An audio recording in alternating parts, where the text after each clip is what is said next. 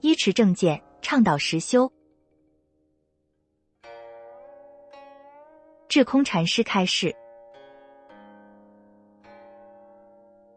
真正的加持是什么？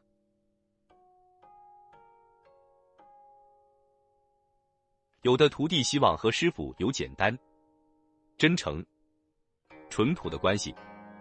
我希望每个徒弟都有这样的想法，这个是很好的。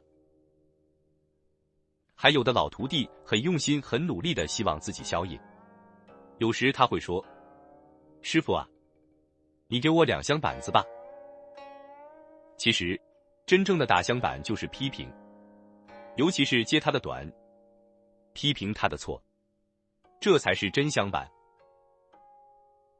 身体上打那个香板，身体可以忍受，如果他心里没有受到触动，没有感受过真实的心灵转变所需要的艰难与纠结，以及到最后的改变，那么这种形式上的打香板没有多大意义。所以，真正的香板就像广心老和尚做的那样，就是在大庭广众之下的批评。这次有2个徒弟，看他们很用心的在积累功德福报，我就做1点加倍，公开场合批评揭短，他们能不能接受、理解？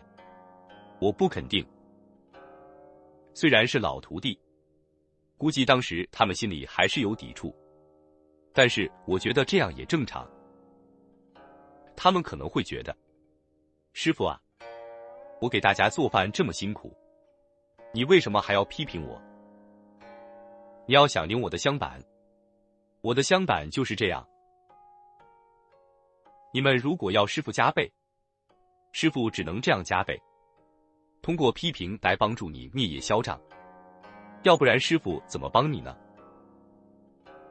修行就要付出艰难，就要接受心灵的煎熬和转变，自己要通过师父指出的方向，从心理上来改变固有的对人生世界的看法才可以。当然这样做的时候，可能有些人确实受不了。你如果说香板太重了，太重了也要慢慢接受，要不然就把打中的那部分打回给我。修行不是请客吃饭，不是做那种快乐的游戏，修行就是让你难受，这是我的经验。新来的徒弟可能会说，师父，你为什么只打老徒弟不打新徒弟？新徒弟不能打。古人说，知人善任，承受得了才能打。新来的徒弟还不了解我，我也不了解他的品行，就1箱板打过去，他会受不了怎么办？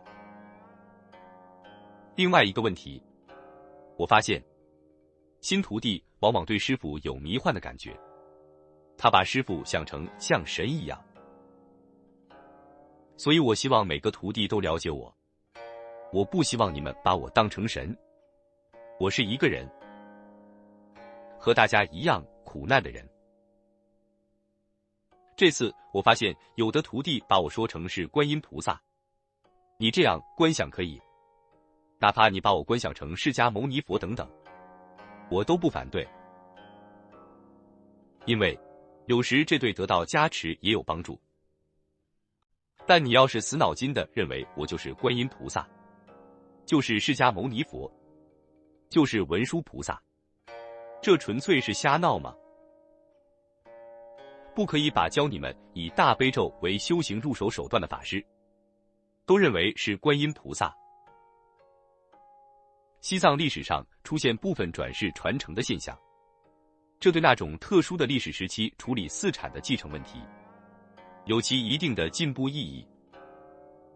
但现在寺院的继承有更严谨的戒律与法律等合理的方式的保护，继续这种转世认证，对佛教是有伤害的。所以后世像宗喀巴大师就没有搞这一套转世的事，这一点很让人尊敬和感动。因为搞这一套转世制度，就否定了佛教解脱对众生的平等性，否定了面向大众教化的意义。我有作为普通人的贪嗔痴等等，但是我觉得佛陀说的法，是对每个像我这样有苦恼但愿意实修的人说的。我信了佛陀的话，所以我也是在这样一个平常人的角度努力的实修，也带着对我有信心的徒弟在实修的路上往前走。你们都要了解，对你们来说，我就像一个佛教实践的实验品一样，我具有了实验的可行性。我以这样一个非常简单的汉传和尚的角度，通过实践，证明了佛陀教法的真实。你们每个人都可以像我一样来修行，一样可以成就。证悟是向每一个愿意实修的人敞开的，这一点我可以证明。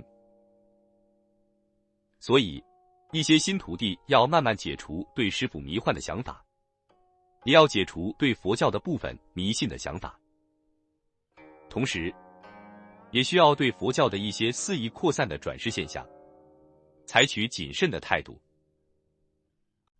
千万不要把我神化，这是必须要提醒的一句话。